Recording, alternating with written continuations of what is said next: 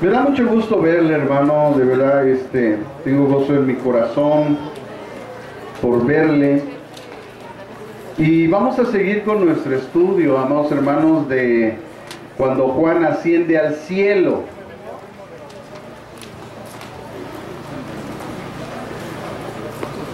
Y estamos en Apocalipsis capítulo 4, versículos del 4 al 11. Esta es la tercera parte de cuando Juan ve la visión del cielo.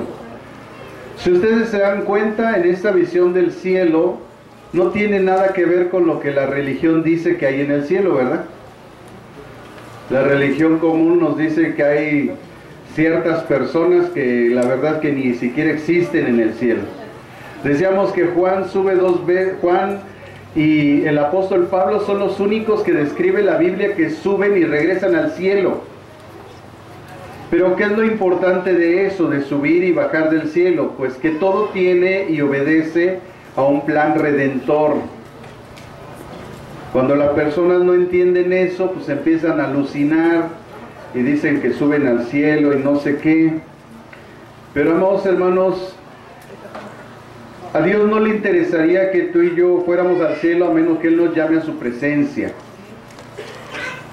Él tiene un propósito aquí en nuestra vida que debemos de llevar a cabo, cumplir lo mejor posible. Y a menos que sea bajo el propósito de Dios en el plan redentor, como lo fue con Pablo y con Juan, todo obedece a un plan redentor, pues por eso les permitió ir al cielo. Así que a veces encontramos gente que pues ellos dicen, ¿verdad? Pero bueno, yo también puedo decir, pero eso no quiere decir que sea cierto. Pues tengamos mucho cuidado en ese sentido, hermanos. Cuando el Señor tiene un plan, pues el plan es perfecto y está señalado en las Escrituras. Y en Apocalipsis capítulo 4, versículos del 4 al 11, dice la Biblia: alrededor del trono había 24 tronos. Y vi sentados en los tronos a 24 ancianos, vestidos de ropas blancas con coronas de oro en sus cabezas.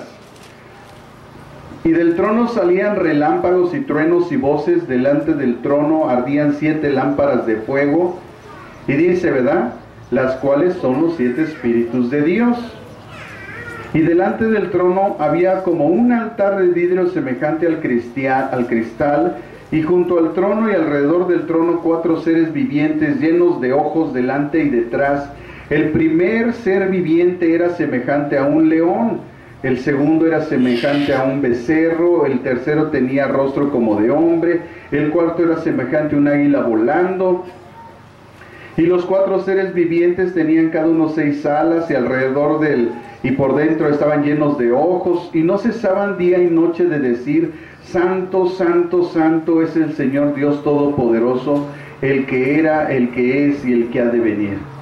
Y siempre que aquellos seres vivientes daban gloria y honra y acción de gracias al que está sentado en el trono, al que vive por los siglos de los siglos, los 24 ancianos se postran delante de él, del que está sentado en el trono, y adoran al que vive por los siglos de los siglos, y echan sus coronas delante del trono diciendo: Señor, digno eres de recibir la gloria, la honra y el poder, porque tú creaste todas las cosas, y por tu voluntad existen y fueron creadas. Así, amados hermanos, Juan dice que al subir al cielo, al oír la invitación de la voz como de trompeta, ve un trono. En la visión de Juan, el trono está establecido, porque el gobierno soberano de Dios es firme, permanente e inmovible. Como vimos a través de las semanas que hemos estado estudiando, esta visión muestra que Dios tiene permanente, inalterable, eterno y completo control del universo. El que está en el trono es Dios, que gobierna todo desde su trono en el cielo. El universo no es gobernado por la casualidad o por la madre naturaleza, como algunos creen neciamente, ¿verdad? porque dice el Salmo 14:1, dice el necio en su corazón, no hay Dios. El universo es gobernado por el Dios Todopoderoso, y Él juzgará a todas las naciones desde su trono en el día de Jehová. Como vemos, la visión de Juan nada tiene que ver con la religión tradicional, que dice que hay en el cielo ciertas cosas, y solo Juan y Pablo, como hemos dicho al principio, son los únicos que con los propósitos y bajo los propósitos divinos y conforme al plan redentor, ascendieron al cielo estando vivos y regresaron. Ver en el cielo el trono de Dios y su gobierno divino nos da la confianza y la seguridad. Por tanto, al ser Él el gobernador de todo el universo, de todas las cosas y tener el control de todo, el Señor siempre nos pide que nosotros nunca nos venguemos de nada ni de nadie. Por tanto, guardemos siempre nuestro corazón de rencor, de juzgar, de ser jueces, de prejuzgar, porque Él, siendo el gobernante de todas las cosas, Él le dará a cada uno lo que merece. El tiempo, amados hermanos, una frase muy común de mi pastor dice, el tiempo siempre dice quién es quién. Y saca a la luz el tiempo la verdad, y tú verás dónde estás y dónde están los que calumnian, los que ofenden, los que injurian, los que juzgan. Dios hará justicia un día, y la Biblia dice en Romanos 12:19, Romanos capítulo 12, versículo 19. Romanos 12:19 dice, no os venguéis vosotros mismos, amados míos, sino dejad lugar a la ira de Dios. Porque escrito está, mí es la venganza, yo pagaré, dice el Señor. Una de las exhortaciones, porque esta parte de Romanos, como hemos siempre estudiado, habla del carácter, habla del comportamiento cristiano, y la exhortación a la iglesia de Roma, la iglesia de Jesucristo, es precisamente a no vengarse, a dejar siempre las cosas en manos de Dios, porque la venganza es de Dios. Dios reina, hermanos, y tiene un gobierno, y no tomará por inocente al culpable, sobre todo si no se arrepiente. De ahí que el programa redentor de la vida, para devolverle la vida al ser humano, lleva como propósito primeramente un llamado al arrepentimiento. Y eso es lo que vino a anunciar Juan, hacer un llamado al arrepentimiento. Juan el Bautista, viene Jesús, hace un llamado al arrepentimiento, vienen los apóstoles y mandan a arrepentirse en todo lugar y que todo hombre se vuelva a Dios. Y han pasado las generaciones y es el mismo llamado que los hijos de Dios y los siervos de Dios hacemos a la gente: arrepiéntase. Hoy entonces estudiaremos, hermanos, en nuestro estudio de la visión de Juan en el cielo, en su parte 3, el versículo 4 al 11, donde veremos tres aspectos: lo que está y los que están alrededor del trono, lo que está y los que están alrededor del trono, lo que hay y quienes están delante del trono, y la adoración de Dios en el cielo. Empezando por el versículo 4 y 5, lo que está y los que están alrededor del trono, dice la Escritura en Apocalipsis 4:4 al 5. Alrededor del trono había 24 tronos, Y vi sentados en los tronos a 24 ancianos vestidos de ropas blancas, con coronas de oro en sus cabezas. Y del trono salían relámpagos y truenos y voces, y delante del trono ardían 7 lámparas de fuego, las cuales son los 7 espíritus de Dios. Así que Juan ve el gobierno de Dios representado por 24 tronos. Y dice, alrededor del trono había 24 tronos. Esos tronos y esos hombres que están alrededor del trono de Dios representan el gobierno de Dios. Algunos teólogos dicen que son seres tan poderosos que podrían destruir el universo, hermanos.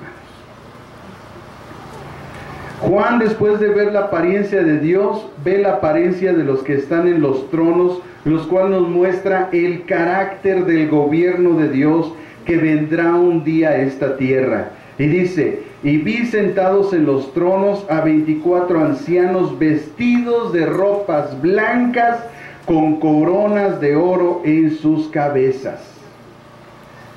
Buscando el significado de este pasaje, un comentarista bíblico, ¿verdad? O una Biblia comentada, como la Biblia concisa, es una nueva Biblia que acaba de salir, acaban de regalarnos a muchos pastores en las librerías y en eventos, señala, y cito, el número 24 representa probablemente la unidad del pueblo de Dios en todos los tiempos y lugares, incluyendo Israel del Antiguo Testamento, es decir, 12 tribus, y en la iglesia en el Nuevo Testamento, 12 apóstoles. Esto es lo que sugiere la interpretación, la Biblia concisa. Un comentarista bíblico antiguo, y cito, dice, había 24 asientos alrededor del trono, donde estaban 24 ancianos que probablemente representan a toda la iglesia de Dios.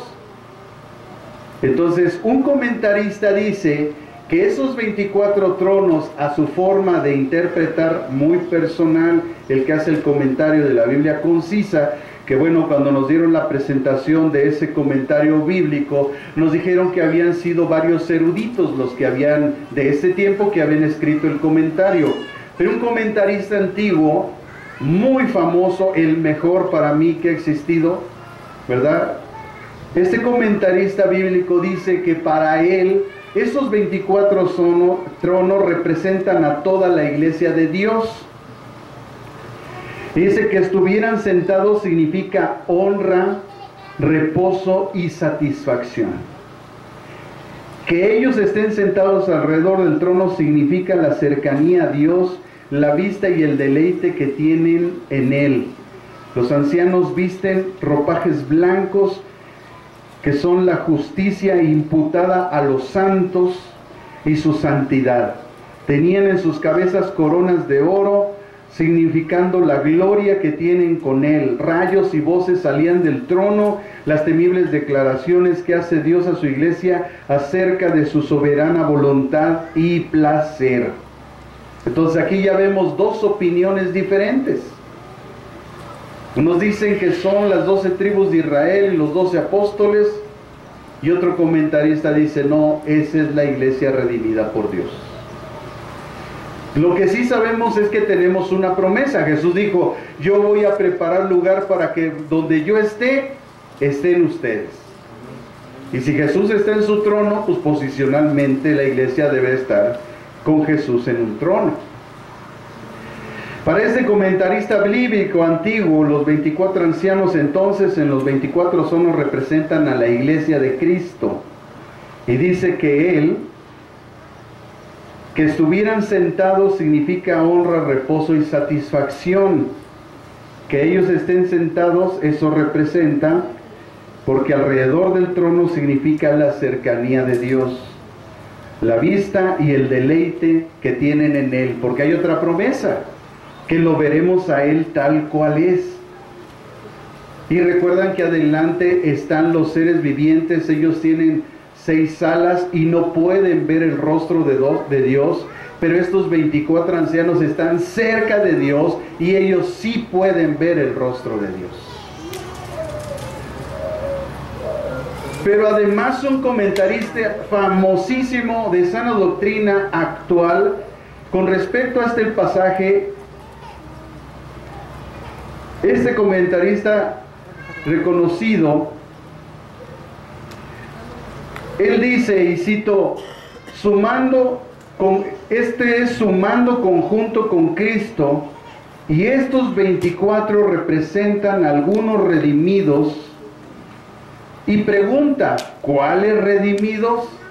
Entonces señala que no es Israel, porque Israel en su momento, en ese momento todavía no es salvada, ni glorificada, ni coronada, lo cual está reservado más adelante para el fin de los tiempos, en su resurrección y gloria, que vendrán al final del tiempo de la tribulación de los 7 años que describe Daniel capítulo 12 versículos del 1 al 3. Por otro lado, los santos de la tribulación todavía no se han salvado, ¿verdad? Porque hay otra posición también que dice que estos 24 seres son los que vienen de la tribulación, pero los que son salvados de la tribulación aparecen hasta el capítulo 7 versículos 9 y 10, entonces no pueden ser. Y dice, solamente habrá un grupo de creyentes completo y glorificado en ese punto, y es la iglesia. Y da como referencia Juan capítulo 14, versículos del 1 al 4. Entonces, lo que sí podemos ver, ¿verdad? Porque aquí nosotros, como son doctrinas generales, pues podemos tomar una u otra posición. Cuando nosotros nos daremos cuenta quiénes son esos 24 ancianos cuando estemos allá arriba. Entonces ahorita estamos especulando, ¿verdad? Y cualquier posición es válida. Eso no quiere decir que alguien sea un hereje y eso, no, hermanos. Hay que saber diferenciar entre las doctrinas esenciales y las doctrinas generales. En las doctrinas esenciales tú y yo no podemos disvariar. Ahí es eso y punto. Pero sí... Y en las doctrinas generales podemos nosotros estar o no de acuerdo, eso no es ningún problema. Así que si en una iglesia levantan las manos y en otra no, bueno, pues es una doctrina general, ahí no hay ningún problema. No nos debe de asustar ni mucho menos, ¿verdad? El tipo de alabanza, el tipo de cánticos, eso no es una doctrina esencial. Así es que no nos debe de causar a nosotros ninguna diferencia. Lo que sí sabemos entonces es que hay un gobierno divino, santo y justo, representado por los 24 tronos y los ancianos que gobiernan con Dios todo el universo. Por lo que Dios ha pedido a sus fieles que pidan que su reino sea establecido en la tierra. Por eso en la oración modelo Jesús nos dijo que oráramos, venga tu reino. Y que se haga su voluntad como es en el cielo, también en la tierra. También dice, y del trono salían relámpagos, truenos y voces. Esto hace inmediatamente recordar el monte Horeb, cuando el Señor se manifestó al pueblo de Israel, y se oían truenos, centellos, y la gente tenía miedo, y de hecho la orden era que no subieran cuando el fuego de Dios estuviera en lo máximo, porque entonces las personas o los animales morirían. Pero al respecto de estos relámpagos y truenos, un comentarista bíblico actual muy famoso, y cito, dice, no es la furia de la naturaleza, sino de la justicia divina que desciende de un Dios temible y poderoso sobre un mundo lleno de pecado. Amados hermanos, cuando el cielo está tronando, es la voz de Dios que está indignado por tanto pecado en un mundo. Es la voz de un Dios indignado por todo el pecado. Eso no es la naturaleza. Tiene una explicación de naturaleza, pero no es la naturaleza. Lo que lo produce es Dios, que está indignado con una generación malvada y perversa que no se ha querido someter a su gobierno. Y también dice, y adelante del trono ardían 7 lámparas de fuego, las cuales son los 7 espíritus de Dios. ¿Verdad? Como vemos, la Biblia se explica sola. Ahí hay 7 lámparas y la Biblia dice que son los 7 espíritus de Dios. Al respecto de este pasaje, encontré que un comentario antiguo dijo al respecto, y cito: había 7 lámparas de fuego ardiendo delante del trono.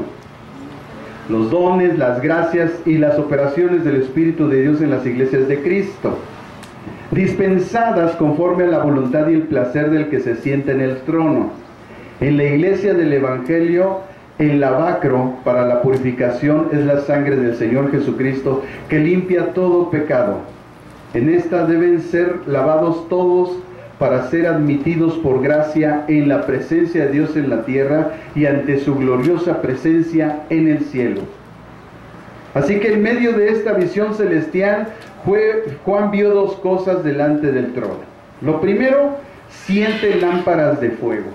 Literalmente dice, y delante del trono estaban ardiendo 7 antorchas de fuego. Una traducción literal del griego al español, así dice. No dice lámparas, dice antorchas de fuego. Estas 7 lámparas o antorchas de fuego, Juan las identifica como los 7 Espíritus de Dios. Esta frase describe al Espíritu Santo de Dios en toda su plenitud. ¿Por qué Jesús hacía los milagros que hacía? ¿Por qué vivió una vida de santidad como la vivió? ¿Por qué pudo cumplir la ley, hermanos? Porque Él tenía el Espíritu en toda su plenitud. Estos 7 Espíritus de Dios, hermanos, se describen maravillosamente en el libro del profeta Isaías. Acompáñenme a Isaías capítulo 11, versículos del 1 al 2. Isaías 11, del 1 al 2. Voy a leer la versión Reina Valera 60 que usted tiene. Y dice Isaías 11, del 1 al 2.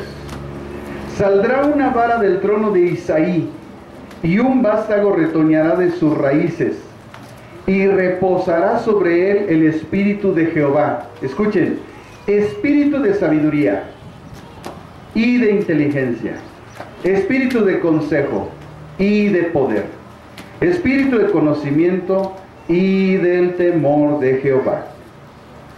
Esta séptupla representación del Espíritu Santo en Isaías habla de la sabiduría, la comprensión, el consejo, la fuerza, el conocimiento, la reverencia y la deidad.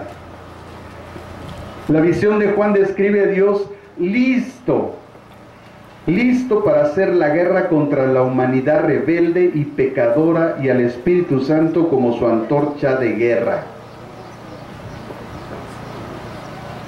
Lo segundo que ve, hermanos, el apóstol Juan está en el versículo 6 y 7. Lo que hay y quiénes están delante del trono. Y dice en el versículo 6 y 7: y delante del trono había un mar de vidrio semejante al cristal, y junto al trono y alrededor del trono 4 seres vivientes llenos de ojos delante y detrás.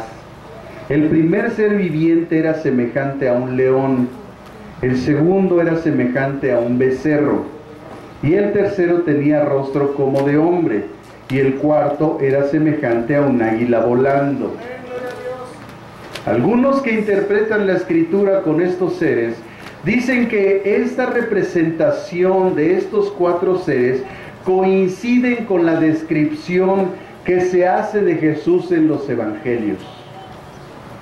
Es decir, que cada evangelio simboliza a uno de estos seres vivientes. Y dice el verso 6: y delante del trono había un mar como de vidrio semejante al cristal. Delante del trono, Juan describe como un mar de vidrio. No que haya un mar, pero el pavimento que se extiende como piso hasta el trono de Dios se extiende como un mar calmado y relumbrante. Una de estas referencias, solamente les voy a dar las referencias para que podamos avanzar, hermanos, está en Éxodo 24:10. Otra referencia está en Ezequiel 1:22. Éxodo 24:10 y Ezequiel 1:22. Este mar, entonces, si queremos hacer una correcta interpretación, es un mar metafórico, ya que ahí no hay mar, en el cielo no hay mar. En el capítulo 21, versículo 1, dice claramente que ahí no hay mar. Lo que vio Juan en la base del trono fue entonces una enorme estructura de vidrio que brillaba como centellante cristal, porque el cielo es semejante al embaldosado de zafiro que vieron Moisés y Aarón, Nadab, Abiú, cuando subieron al monte. En Éxodo 24, 9 y 10, si me quieren acompañar, Éxodo, capítulo 24, versículos del 9 al 10, Éxodo 24, 9 al 10, leo la versión Reina Valera 60 que todos tenemos, hermanos, dice, Éxodo 24, versículos del 9 al 10. Y subieron Moisés y Aarón, Nadab y Abiú, y 70 de los ancianos de Israel. Y vieron al Dios de Israel, y había debajo de sus pies como un embaldosado de zafiro, semejante al cielo cuando está sereno. Entonces, de acuerdo a Éxodo, lo que Juan vio en Apocalipsis fue esto. ¿Ven cómo la Biblia se explica sola, hermanos? No tenemos nosotros que inventar nada. La Biblia se explica sola. Dice también la Escritura, y junto al trono, sigue diciendo en Apocalipsis capítulo 4, versículo 6, en su segunda parte y el verso 7, y junto al trono, alrededor del trono, 4 seres vivientes llenos de ojos y detrás. El primer ser viviente era semejante a un león, el segundo era semejante a un becerro, el tercero tenía rostro como de hombre y el cuarto semejante al águila volando. El apóstol Juan vio a 4 seres vivientes en el trono, es decir, en el círculo de los ancianos puestos entre Dios y la gente. Estos parecían significar a los verdaderos ministros del Evangelio, por su lugar entre Dios y la gente. También esto lo señala la descripción que se da, la cual significa sabiduría, valor, diligencia y discreción, y los afectos por los cuales suben ellos al cielo. La traducción seres vivientes no se refiere a animales, sino a seres celestiales llenos de la vida de Dios. Sus ojos, delante y detrás, nos hablan de su conciencia, de su vigilancia y discernimiento en cada uno de ellos que tienen intrínsecamente. Así como en todo aquello que sustenta la creación, con toda seguridad estos seres vivientes son querubines. Ezequiel tuvo una visión de estos seres. En el libro de Ezequiel, en el capítulo 1, versículo 4 al 10, Ezequiel capítulo 1, versículos 4 al 10, él empieza a describir una visión del cielo. Y dice Ezequiel en el verso 4, y miré, y he aquí venía del norte un viento tempestuoso, y una gran nube con un fuego envolvente, y alrededor de él un resplandor, y en medio del fuego algo que parecía como bronce refulgente, y en medio de ella la figura de 4 seres vivientes, y esta era su apariencia, dice, había en ellos semejanza de hombre, cada uno tenía 4 caras y 4 alas, y los pies de ellos eran derechos, y la planta de sus pies como planta de pie de becerro, y centellaban a manera de bronce muy bruñido. Debajo de sus alas, a sus 4 lados, tenían manos de hombre, y sus caras y sus alas por los 4 lados. Con las alas se juntaban el uno al otro, no se volvían cuando andaban, sino que cada uno caminaba derecho hacia adelante. Y el aspecto de sus caras era cara de hombre, cara de león, y al lado derecho de los 4 cara de buey, y a la izquierda de los 4 asimismo había 4 caras de águila. Es importante, hermanos, recalcar las diferencias entre los querubines del profeta Ezequiel de su visión y los seres que vimos en Apocalipsis 4. Por ejemplo, claramente vemos que los de Ezequiel tienen 4 alas, mientras que los de Apocalipsis tienen 6. Los de Ezequiel tienen 4 rostros, mientras que los de Apocalipsis tienen 1. Los de Ezequiel aparecen con ojos en las ruedas, pero en Apocalipsis solo en sus cuerpos. En Ezequiel parece ser que los seres vivientes sirven de apoyo al trono. En Apocalipsis están alrededor del trono. Así que los querubines, como sabemos, en la angelología se nos enseña que son un orden exaltado de ángeles que se asocian a menudo con el santo poder de Dios. Y estas referencias, solamente les voy a dar las citas, están en 1 de Samuel capítulo 4, versículo 4, están en 2 de Samuel capítulo 6, versículo 2, y el capítulo 22 y versículo 11. También en el Salmo 80, versículo 1, en el Salmo 99, versículo 1, y en Isaías también capítulo 37, versículo 16. Se los voy a repetir, hermanos. 1 Samuel 4:4, 2 de Samuel 6:2, capítulo 22, versículo 11 también, Salmo 80, versículo 1, Salmo 99, versículo 1, Isaías 37, 16.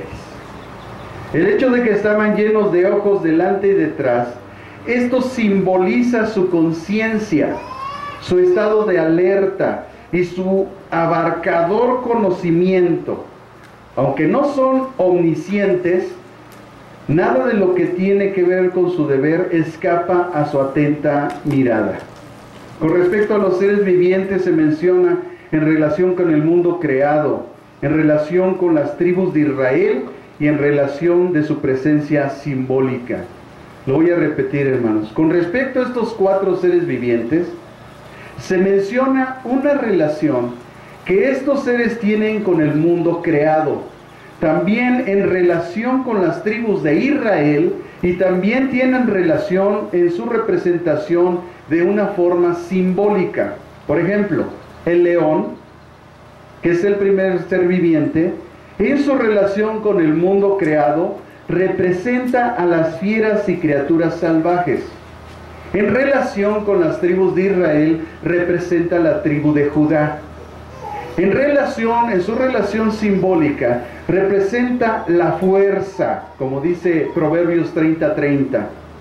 La ira, como dice Proverbios 19:12. La majestad y la realeza, como describe 2 de Crónicas 9:18 al 19. El becerro, en su relación con el mundo creado, representa a los animales domésticos. En su relación con las tribus de Israel, representa a la tribu de Efraín. En su representación simbólica, representa la vitalidad, el sacrificio, la resistencia, el servicio y el trabajo. Representa la vitalidad, el sacrificio, la resistencia, el servicio y el trabajo. El hombre, en su relación con el mundo creado, o la figura del hombre que vimos en uno de estos querubines, representa la cumbre de la creación y la humanidad. En su representación con las tribus de Israel, representa la tribu de Rubén. En su representación simbólica, representa la razón, la inteligencia, la sensibilidad, la voluntad, la personalidad y la capacidad para ejercer autoridad. El águila, o el ser representado con un águila que vimos en el cielo, en estos querubines, en su relación con el mundo creado, representa las criaturas que vuelan. En relación con las tribus de Israel, representa la tribu de Dan. En representación simbólica, representa la visión permanente, el vuelo ágil, y elevado, como dice Isaías 40:31. El juicio celestial, como describe Deuteronomio 28:49, como describe Jeremías 4:13, o como describe Oseas 8:1, o también Habacuc capítulo 1, versículo 8.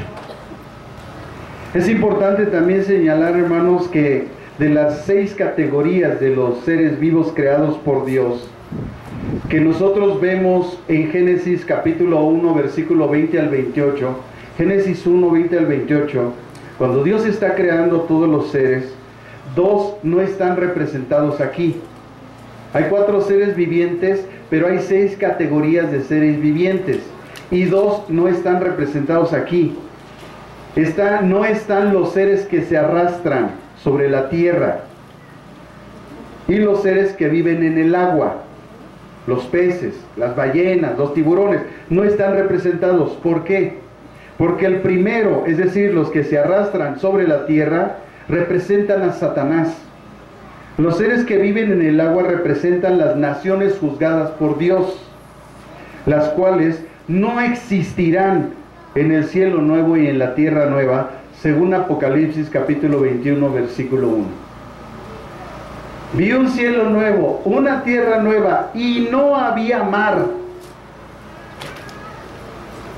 Así que por toda la eternidad, estas 2 categorías no están representadas ante Dios. El tercer punto, hermanos, a analizar es la adoración a Dios en el cielo.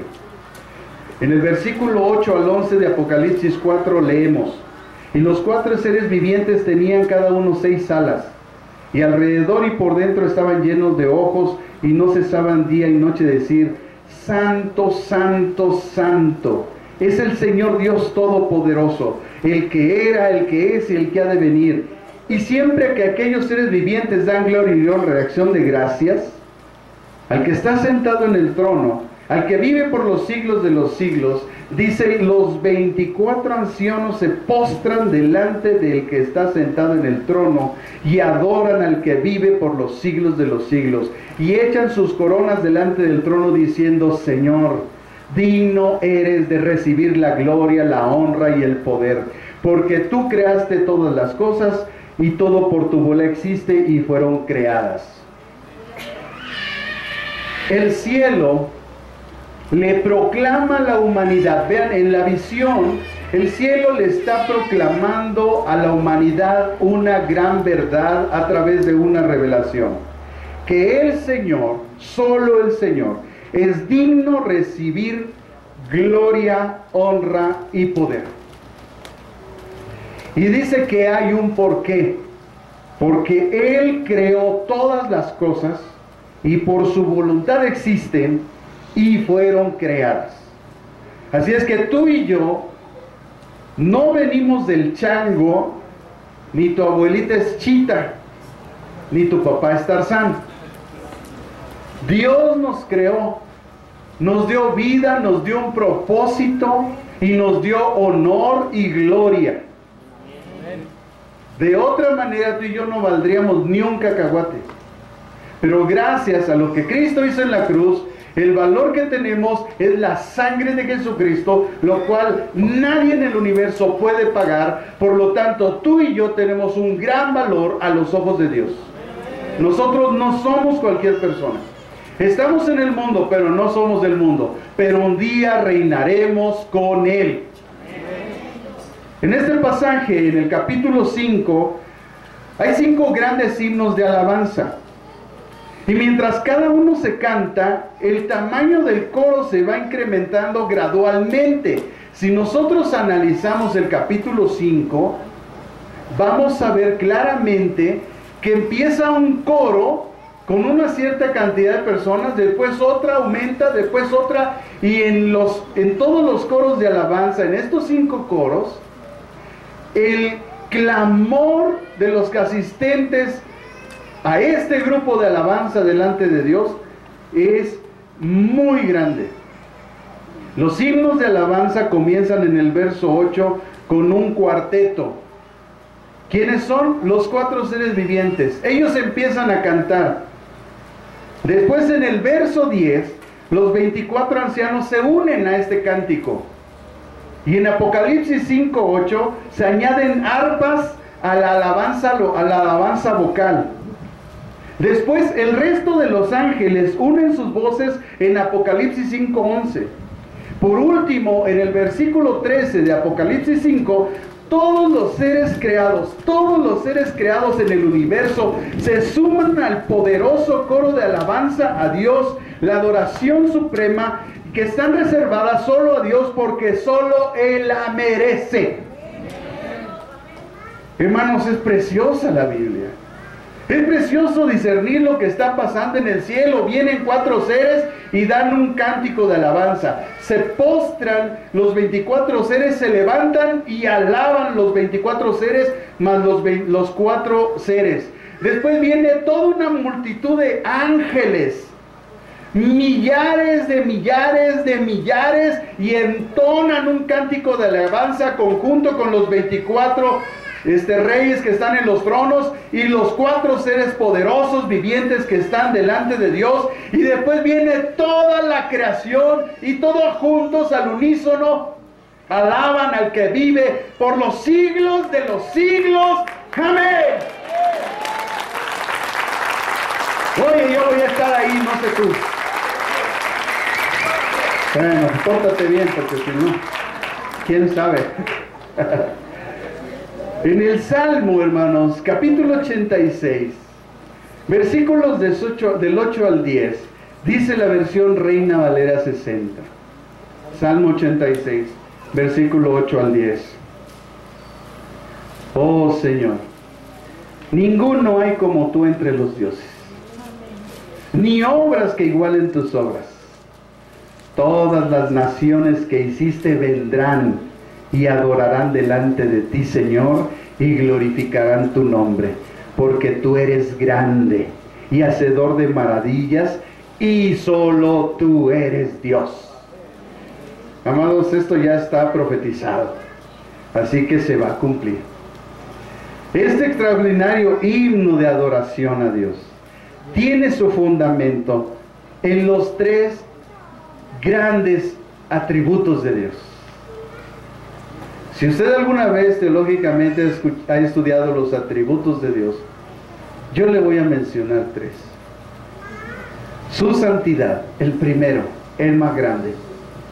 Dios es santo. Segundo, su poder. Tercero, su eternidad.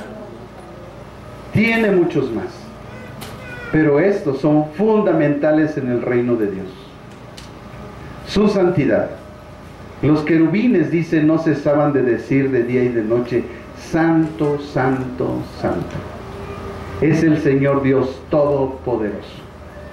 Aquí y en Isaías 6:3 encontramos esta triple repetición de la santidad de Dios, llamada comúnmente en teología triagión.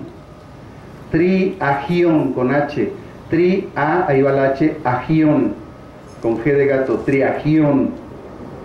La triple repetición de la santidad de Dios se le llama triagión. Cuando usted lee la Biblia, santo, santo, santo, a esa frase se le llama triagión. Esta triple repetición incluye todo lo que Él es en sus 3 personas. El Padre es santo, el Hijo es santo y el Espíritu Santo es santo. La santidad de Dios es su total y completa separación del mal en cualquier forma. Dios no soporta el mal ante su presencia. Mucha gente dice que habla con Dios. Mucha gente dice habla con Dios y dice que Dios le habla. Pero ahí hay un principio. Antes de que Dios nos hable, debemos de saber que Dios no le habla a los pecadores.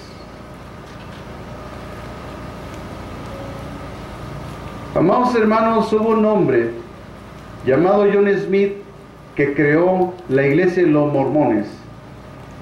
Y dice que un ángel se le apareció, el ángel Moroni. Amados hermanos, como principio, por eso es bueno estudiar esa área teológica que es la apologética, porque ahí nos enseñan sobre las religiones para poder nosotros defender el Evangelio. Y para la información de mucha gente, el famoso ángel Moroni que le habló a John Smith es nada más y nada menos que un demonio del infierno que tiene a su orden 7 legiones de demonios. Y para la información de estos mormones, John Smith era masón, es decir, una de las asociaciones secretas religiosas satánicas que existen en este mundo.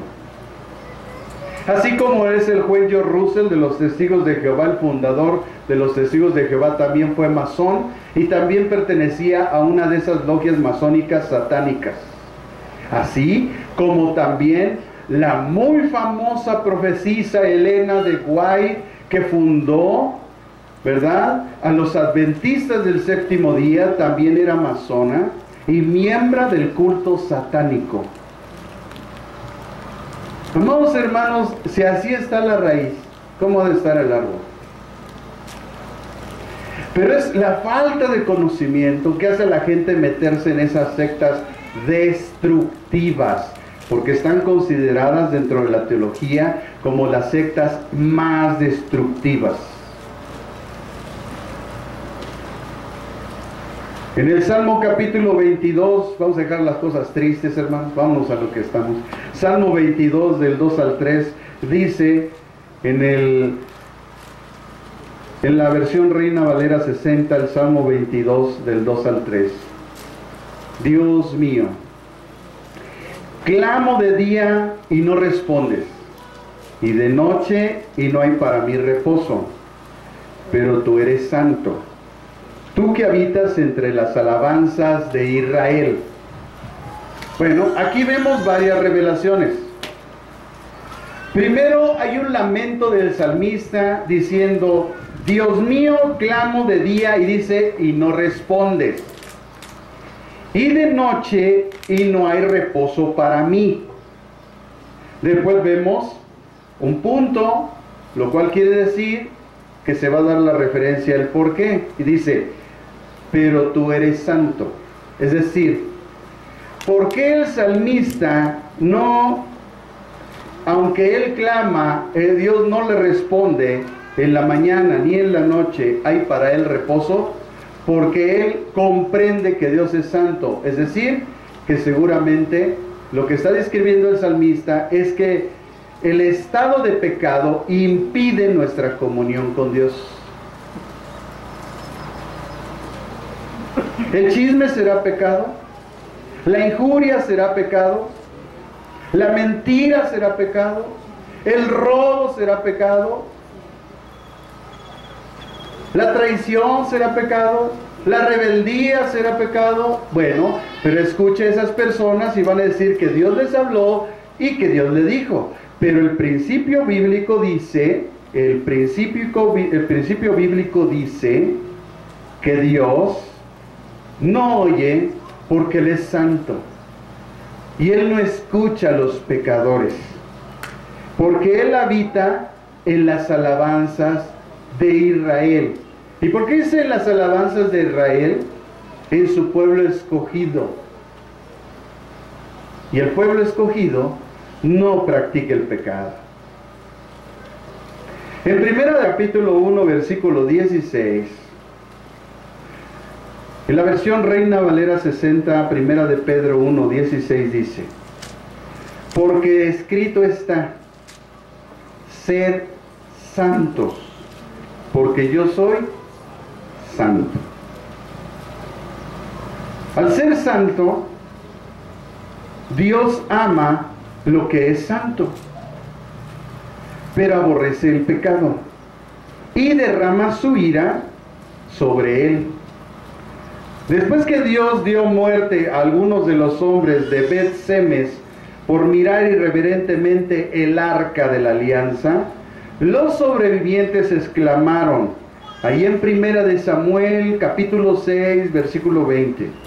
Primera de Samuel 6:20, los hombres de Bet-Semes, por mirar irreverentemente el arca, fíjese, por ver irreverentemente el arca, no sé qué cara pusieron, no sé si la desdeñaron, no la tomaron en cuenta, hermanos. Dice que ellos exclamaron, ¿quién podrá estar delante de Jehová el Dios Santo? Amados hermanos, el arca de la alianza representa la presencia de Dios. ¿Usted piensa que Dios no se da cuenta de su comportamiento? ¿Que Él no se da cuenta de su actitud? ¿Que Él no se da cuenta de sus malos pensamientos? Bueno, pero Dios sí se da cuenta. Recuerde un principio, hermanos, bíblico. Dios y solo Dios nos trajo a su comunión. Y Él es el único que nos puede entregar a una descomunión.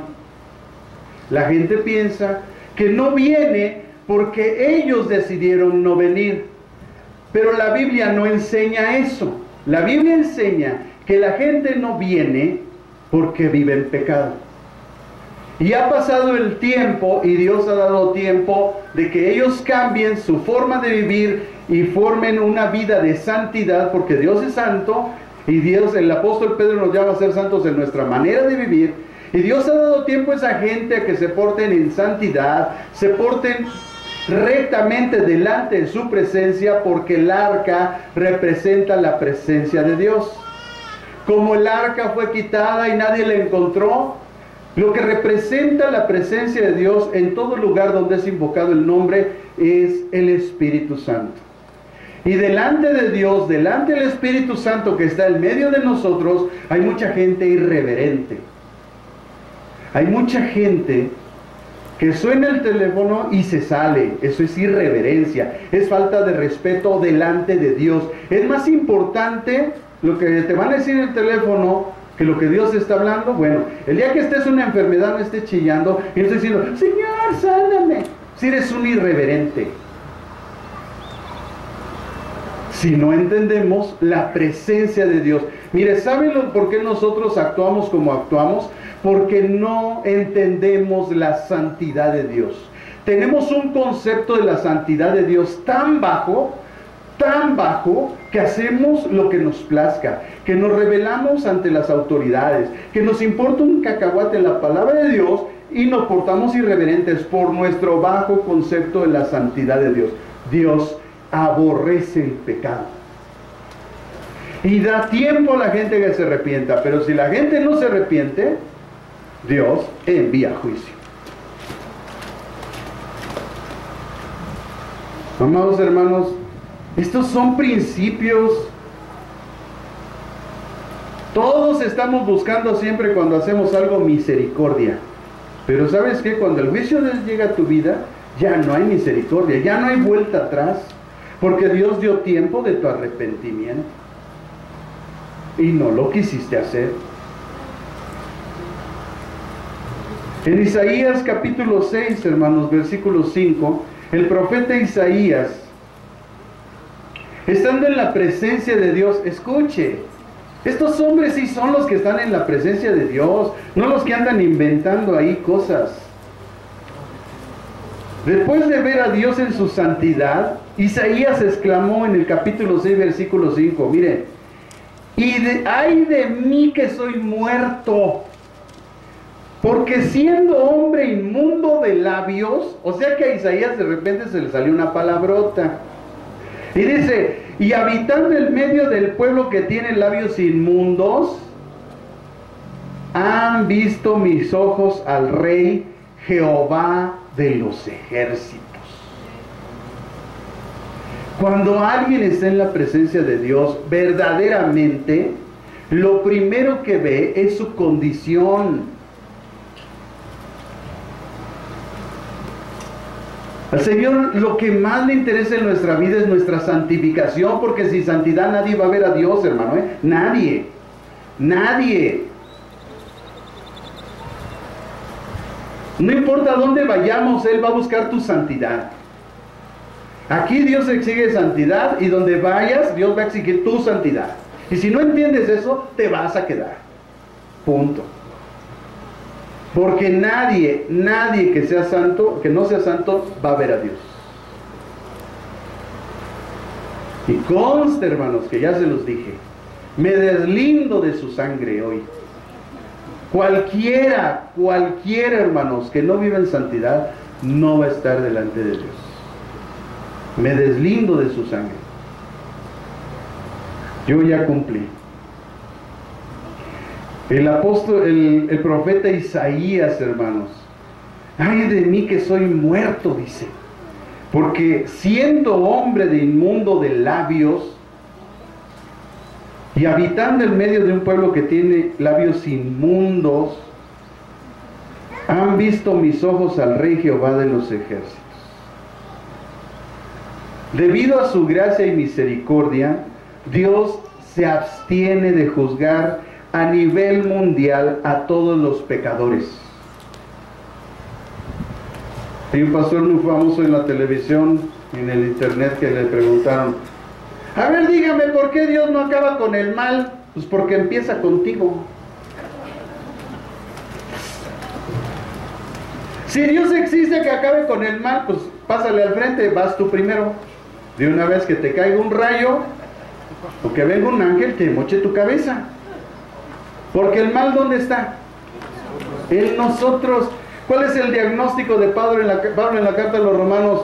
Lo que quiero hacer, no lo hago. Y lo que no quiero hacer, eso hago. Entonces, dice Pablo, descubro que el mal está en mí. Está dentro, no está afuera. Fue el hombre el que pecó. De la abundancia del corazón habla la boca. Escucha hablar a la gente y vas a ver las serpientes, escorpiones que se comió. Y así disiernes qué tipo de persona es. Dios no hace acepción de personas, hermano. La gente que habla mal, así tiene su corazón.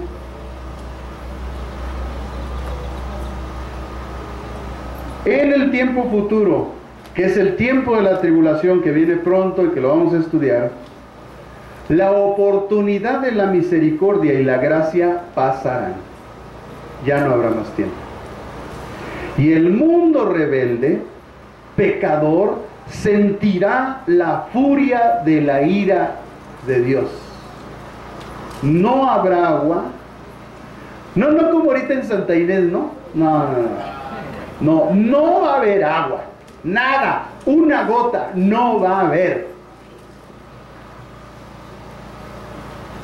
El agua se va a convertir en sangre, como en aquellos tiempos en Egipto. Y cualquiera tome esa agua se va a morir porque será contaminada. No habrá comida.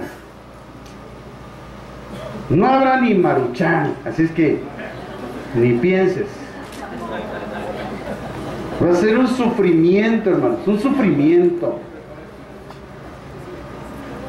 Pero como nunca ha pasado eso, como dice Jesús, nuestro Señor Jesucristo, como en los días de Noé, nadie cree. Nadie cree. No, están más preocupados por los ovnis, por el lavadón de cerebro que le están dando en la televisión. Esos son demonios. Esos son demonios materializados que tienen un proyecto para engañar a la gente. Pero la gente, como no lee la Biblia, pues no sabe eso. Como no tiene el Espíritu Santo, la revelación de Dios, pues no sabe eso. Sí existen esos seres, yo les digo que son demonios, punto, ya. Véanle la cara. ¿Cómo pasan los extraterrestres? ¿Como Brad Pitt? No, ¿verdad? Tienen unos ojotes, una trompota, son demonios. Digo, sin agraviar a los presentes. Es para romper el hielo, hermanos. Ya los vi muy serios.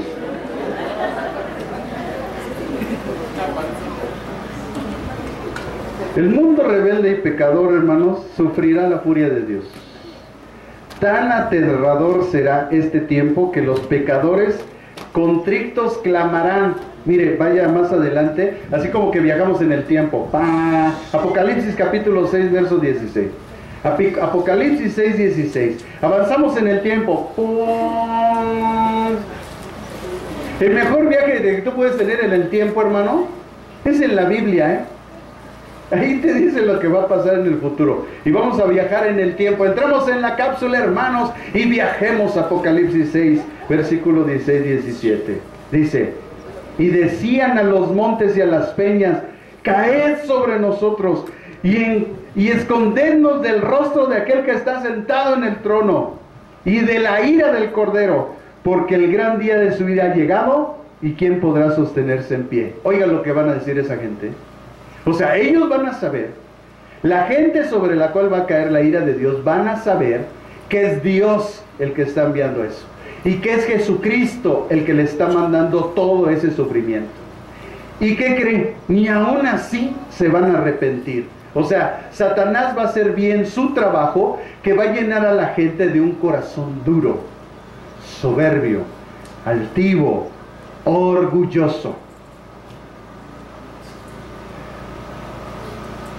Hermanos, hay mucha gente que a veces se atreve a decirte, o a veces te quiere insultar diciéndote: usted no tiene temor de Dios. No, el que no la tiene es usted. Usted es quien realmente no tiene temor de Dios, no yo. Porque si usted tuviera temor de Dios, mire, shut up. Pero solitos se cuelgan la soga al cuello, solitos. ¿Qué hace uno ahí? Amados hermanos, no existe ninguna imperfección en el Dios Trino, ninguna. Él no admite el pecado. Es paciente, porque Él no quiere que nadie se pierda y que todos procedan al arrepentimiento. Él no está retardando su venida. Él ya viene en la eternidad, ya viene cabalgando. Él ya viene para acá. Cristo viene. Cuando decimos Cristo viene, es porque Él ya viene cabalgando. Él bajó de su trono, ya fue enviado por su Padre. Él ya viene cabalgando hacia este tiempo. Él ya viene. Y está en ese tiempo de llegada. El Señor está dando tiempo de gracia y de misericordia, para que la gente renuncie a su pecado, se arrepienta. Amados hermanos, es más fácil reconocer que me equivoqué. Es más fácil reconocer que fallé, que hacer tanto relajo allá afuera. Es más fácil ir a la presencia de Dios y decirle: Señor, perdóname, no soy digno de ser llamado tu hijo, he pecado contra el cielo y contra ti. Es más fácil.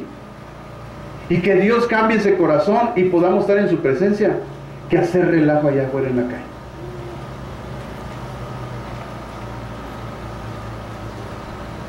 Dios, hermanos, no comete errores.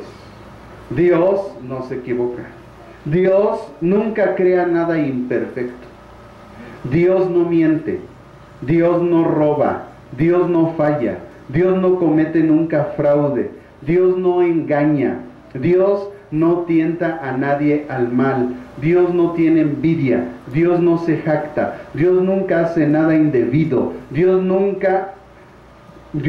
no busca lo suyo. Dios no es egoísta. Dios no guarda rencor. Dios no se irrita. Dios no se goza de la injusticia, mas se goza de la verdad. Dios no cambia. Dios no traiciona. Dios no se contamina con nada. Dios no envejece. Dios no enferma. A Dios nada le sale de control. Dios no tiene nunca imprevistos. Dios jamás morirá. Todo esto coloca a Dios en una posición diferente a la que sus criaturas, porque Dios es santo.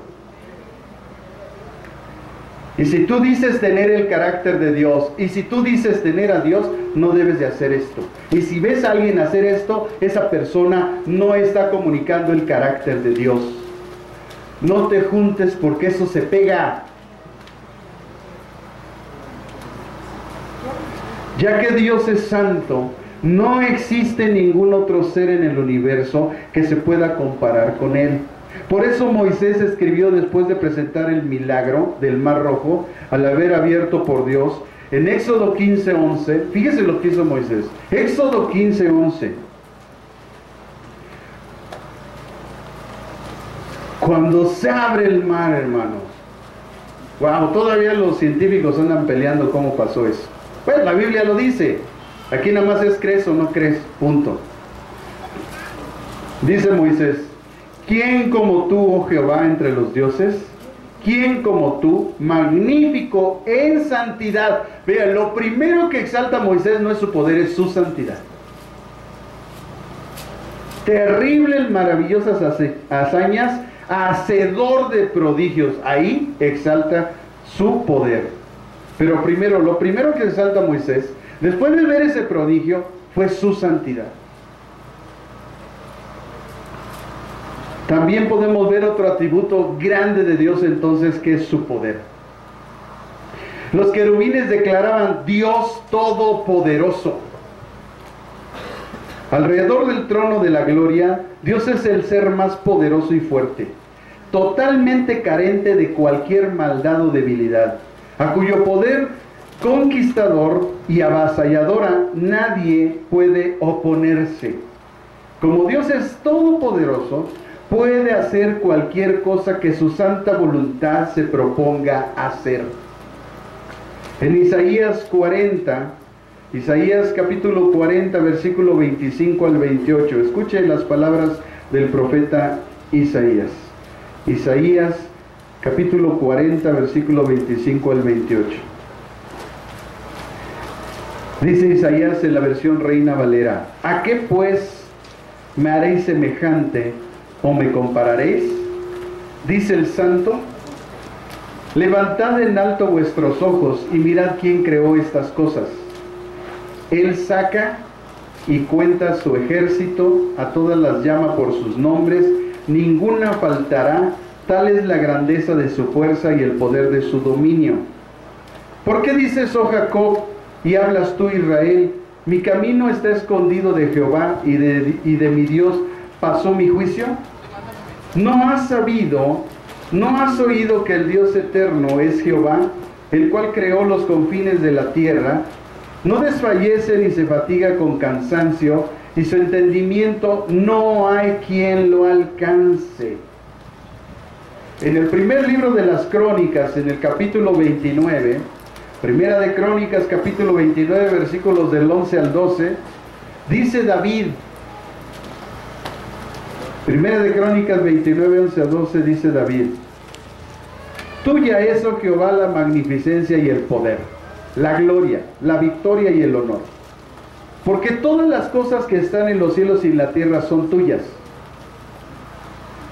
¿Ya vio este versículo? Subráyenlo. Porque todas las cosas que están en los cielos y en la tierra son tuyas. O sea, todo lo que tú tienes no es tuyo, es de Él. Tuyo, oh Jehová, es el reino, y tuyo es excelso sobre todos. Las riquezas y la gloria proceden de ti, y tú dominas sobre todo. En tu mano está la fuerza y el poder, y en tu mano el hacer grande y dar poder a todos. En el Nuevo Testamento, el hermano nuestro Señor Jesucristo, Judas, no el que se ahorcó, y el que vino por su lana y se fue, no, son Judas, hermanos. Judas capítulo 1, versículo 24 y 25, dice la versión Reina Valera 60. Y aquel que es poderoso para guardarlos sin caída y presentaros sin mancha delante de su gloria con gran alegría, al único y sabio Dios, nuestro Salvador, sea gloria, majestad, imperio, potencia, ahora y por todos los siglos de los siglos. Amén. Y la última, hermanos, de los atributos de Dios que vemos en este pasaje, el cual se exalta a Dios, es su eternidad. Dice que los cuatro seres vivientes también alaban a Dios por su eternidad. Ellos dicen, exaltándolo, que Él es el que era, el que es y el que ha de venir, el que vive por los siglos de los siglos. Cuando usted ve esta frase en la Biblia, se está refiriendo a la eternidad de Dios.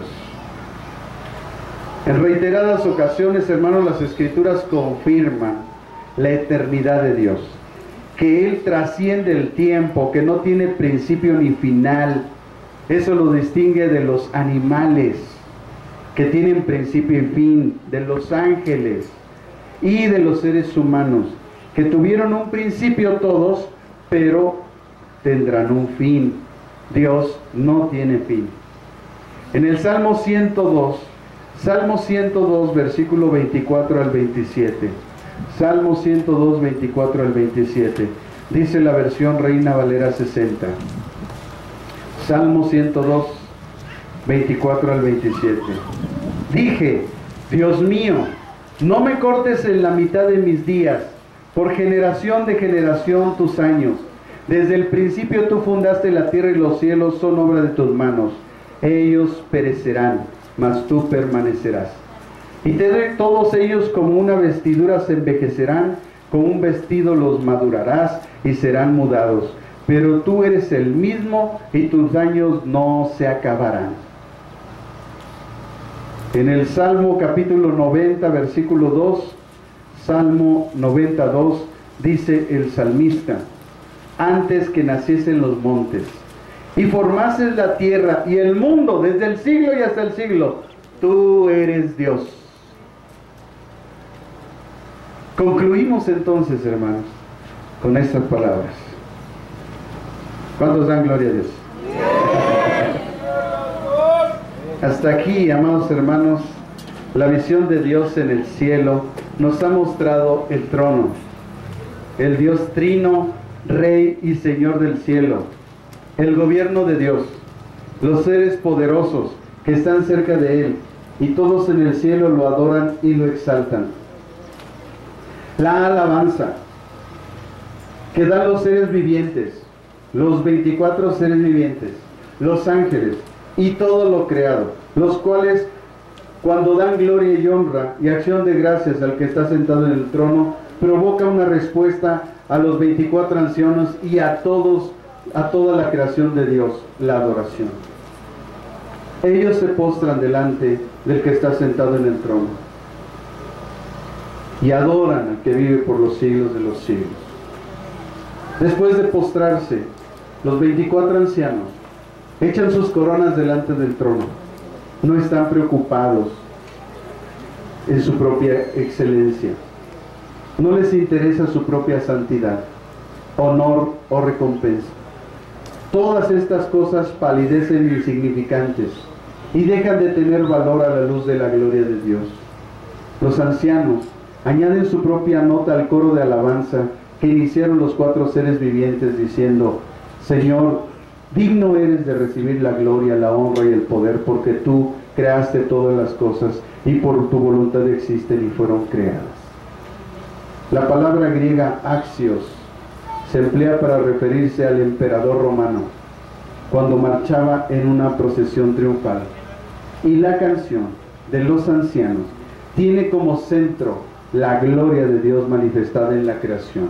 Como sabemos, la Biblia en el Nuevo Testamento fue escrita en griego y la palabra que encontramos ahí es axios, que es el mayor honor que se le puede dar a alguien. Los ancianos entonces están confesando que Dios tiene el derecho de redimir y de juzgar a su creación. Su canción anuncia el paraíso perdido que se convierte en un paraíso recobrado. Si en el cielo todos los seres de su reino celestial lo adoran y lo exaltan, la pregunta es: ¿qué es lo que impide que nosotros no lo hagamos? Los seres de su gobierno celestial lo adoran, los seres poderosos lo adoran. Nosotros debemos de adorarlo. En el cielo se postran ante su santidad, su majestad, su señorío, su gloria, su temible poder. ¿Por qué nosotros no? ¿Por qué nosotros no lo reconocemos y lo adoramos de todo lo que ha hecho por nosotros? El pastor David Tirado, pastor de la iglesia de Tultepec, pocos días antes de morir, cuando lo fui a visitar a su casa, me decía: hermano, lo único que me duele en mi alma y en mi corazón es no poder doblar por esta enfermedad las rodillas ante mi Señor. Pero sé que un día estaré con Él y me pasaré muchísimo tiempo de rodillas adorándolo. Mi hermano César, pastor de Iglesia Cuautitlán, que también ya partió con el Señor, él decía: yo soy una moneda en las manos de mi Señor, que me gaste como Él quiera. Ellos tuvieron el privilegio de rendirse al Señor en los últimos momentos de su vida. ¿Y tú y yo? ¿Cuál sería hoy la forma de rendirte ante Él? Y agradecerle todo lo que Él está haciendo y lo que va a hacer en tu vida.